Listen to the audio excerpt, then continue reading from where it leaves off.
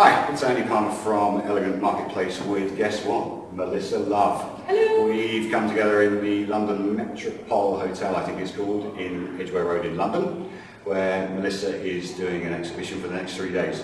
So I've robbed some time off her and I'm going to ask her some questions. So excuse me while I look at my phone because my questions are on the phone. So hi Melissa, how are you? I'm good. Andrew hasn't mentioned, he's kindly helped me build my whole stand. He spent a good couple of hours here helping me put stuff up and he's very kind. Well, a couple of them, you're welcome, of course. I've got to do something for you, you're doing everything. So we've got a couple of questions from the community, which is what we're all about actually. So the first question, which is quite important, not sure how you're going to answer this, is do you have a favourite theme?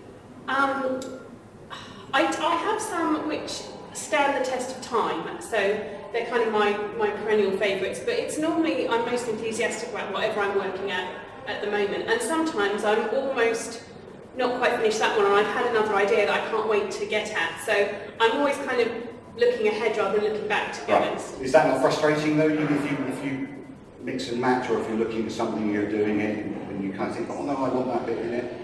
Do you know, I think I see so many things, and I'm a big Pinterest fan, so I'm a real magpie.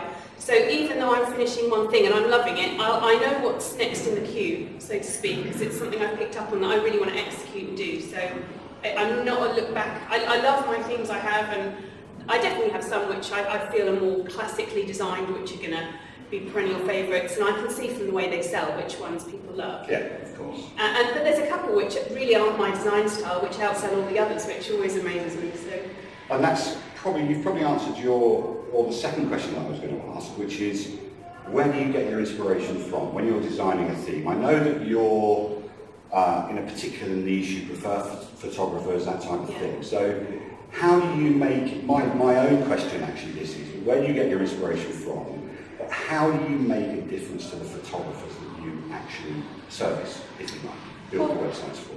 The ideas thing, it's funny, I've said I search Pinterest a lot, but actually I buy lots of magazines. I'm a real print freak, and I think design trends happen in print long before they happen on the web. I'm from print, I agree with you. Yeah, you can do anything in print, but you can't do anything you want on the web. I also subscribe to a lot of online magazines, interactive ones that are particularly creative, and I look at the way they move and slide and transitions. So those two things for me, by the time I get to the Pinterest stage, I'll have seen some transitions or things that can be done on a tablet or on the web, which I kind of like because I've been looking at sites, and then I'll have seen something in print, and often it's a marriage of the two. So what it never comes from is looking at other people's websites, ever.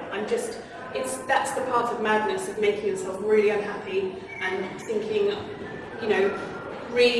reusing ideas that you've seen, even not on purpose, but subconsciously. And I'm so worried about being original and creative that I never even go looking at other people's sites. I think that's a good idea. I mean, some people do get inspiration from other websites.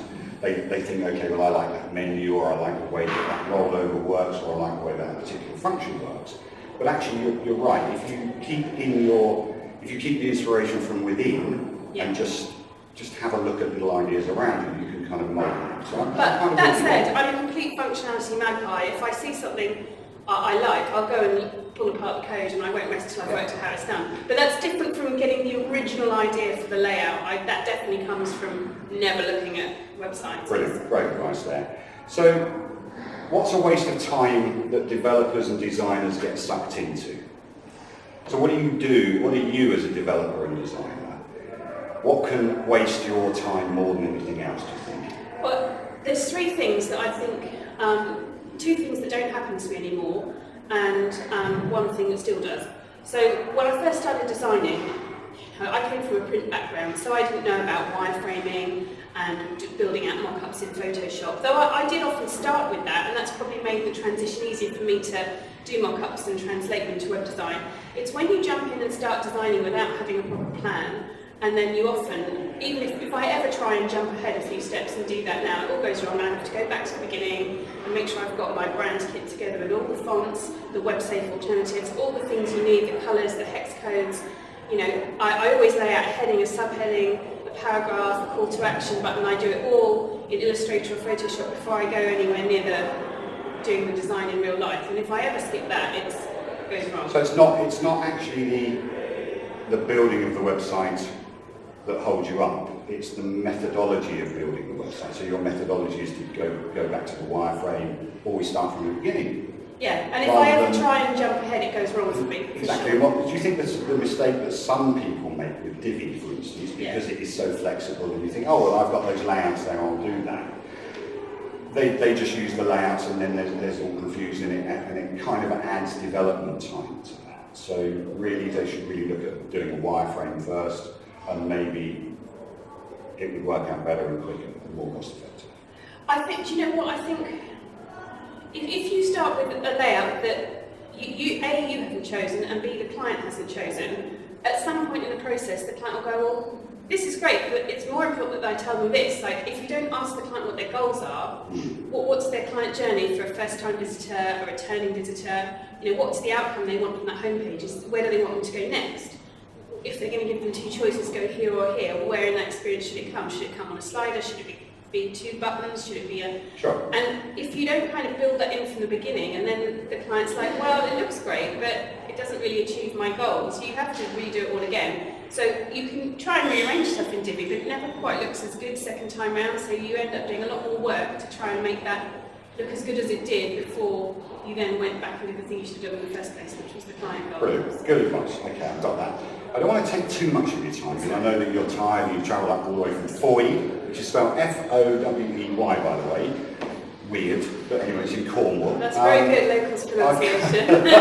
But I've got just two more questions, and it always seems to us, because we see you going on to the various Facebook pages and the communities that we have, and you popping up something, this is the latest theme, or this is the latest website that's designed, and ask people to pick it apart.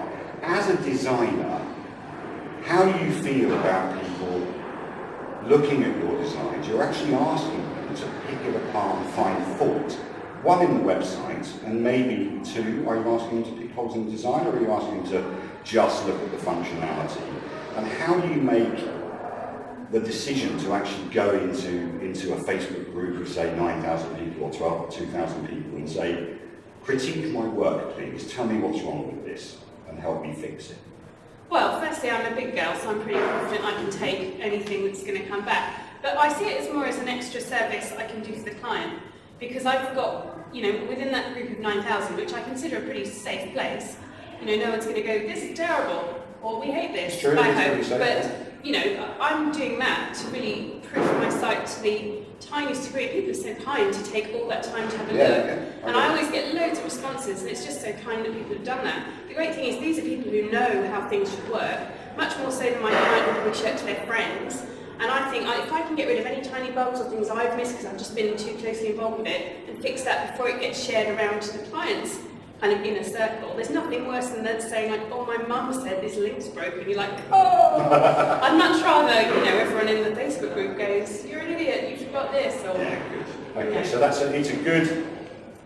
I'm not encouraging people to say, have a look at my website and critique me just in case I'm not bulletproof, but you have to be pretty bulletproof to be able to take that kind of, some of the criticism. I've noticed actually 99.9% of it is absolutely 100% positive. In fact, not even negative, but just say, oh, you might want to have a look at this on mobile and stuff like that. So that's a pretty good thing to do. It's great. It's like almost an inspection form, isn't it? Yeah. One more question, if you don't mind. No, I don't mind. Okay, so you kind of make decisions quickly. It seems to us, you launch so many products. You've got so many products, so many sites. You do Pro Photo, which is another theme. Show It, which is another theme. Divi. Yeah. We've got 2.6 coming out soon. Don't give any away secrets. We're lucky enough to have been on the dev teams that have been asked to look at it. How excited are you about Divi 2.6 coming out without giving away any secrets? Well, I've got to say, I've built one site with it, and I wasn't really trying to achieve anything with it that I couldn't previously do. So I wouldn't say I'm the right person who's dug in deep enough yet. I've got another 2 to do next week, which I'll really be getting stuck in a bit. I think people go, well, goodness, it's obvious that they should do these things. That they're things that people have been wanting for a long time, some of them, and they're things that make your day-to-day But for me, it's going to eliminate a lot of media queries. Right. And that for me is like the bane of my life, the specificity. Why doesn't this work if I put it up here, but it does put it down here, and what's that going to affect? That's going to have, a lot of those headaches are going to go, and that's a big thing for me. Brilliant. Now, it just leaves us to say thanks for the time. We'll see you back in the Facebook group. Good luck with this next 3 days. Exhibitions for me are always hard work. If you can see me sweating, it's because I have actually helped just a little bit to do this stuff. It's a nice hot hotel in here. Again, Melissa, thank you so much. My pleasure, and I'll be a bit quiet over the next few days, but... Yeah, so, just expect Melissa not to be back soon, just in 3 days. Thanks very much for this. This is my job. Great.